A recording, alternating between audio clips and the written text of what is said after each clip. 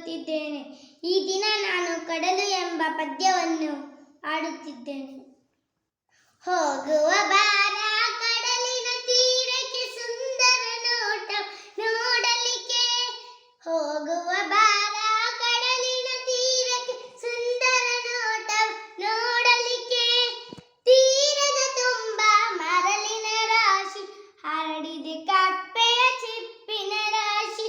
ಆಡುವ ಬಾ ಕುಣಿದಾಡುವ ಬಾ ಕಪ್ಪೆಯ ಗೂಡನ್ನು ಕಟ್ಟುವ ಬಾ. ಆಡುವ ಬಾ ಕುಣಿದಾಡುವ ಬಾ ಕಪ್ಪೆಯ ಗೂಡನ್ನು ಕಟ್ಟುವ ಬಾ. ಕಡಲಾಗಿದೆ ನೀರಿನ ಒಡಲು ಬಾನಂಚಿನವರೆಗೂ ನೀರಿನ ಮಡಿಲು. ತೆರೆ ತೆರೆಯಾಗಿ ಹರಿದಿದೆ ವನಲು ಅಲೆಗಳ ಅಬ್ಬರ ತುಂಬಿದೆ ಮುಗಿಲು.